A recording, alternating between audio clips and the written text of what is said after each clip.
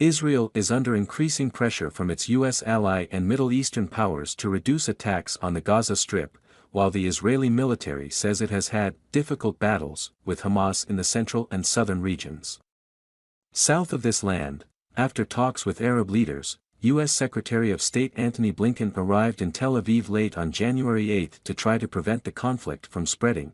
Israeli officials say they are entering a new, more targeted phase, after months of mass bombing that devastated the Gaza Strip and killed more than 23,000 Palestinians. However, there was no respite as the Israeli military said. Combined forces were pursuing Hamas militants entrenched in the northern Gaza Strip, while high-intensity activity took place in the central region.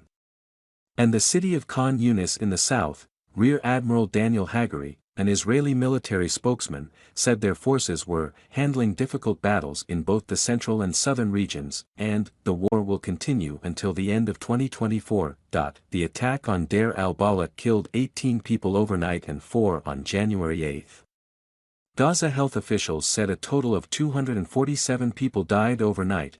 Hamas's Al-Qassam brigade said its fighters fired a barrage of rockets at the Israeli city of Tel Aviv in response. In another sign that the war is spreading beyond Gaza's borders, Israel killed a top Hezbollah commander in an attack on southern Lebanon on January 8.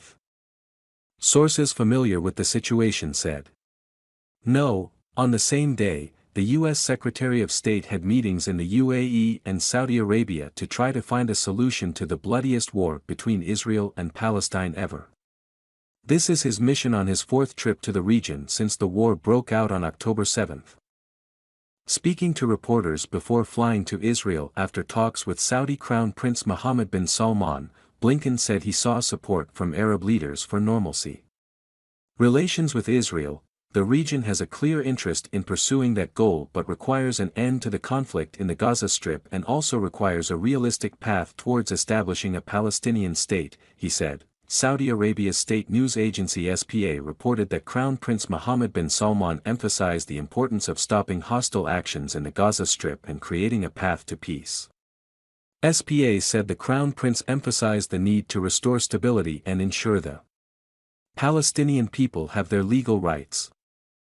Meanwhile, U.S. President Joe Biden faced the anger of protesters when he visited a church in Charleston, South Carolina. He said he was working, quietly, with the Israeli government to urge it to reduce attacks and retreat significantly in the Gaza Strip. Although he supported Israel from the beginning, Mr. Biden recently described Israel's bombing campaign as indiscriminate. Our video ends here. Remember to subscribe so we can meet again in the next video. Goodbye everyone.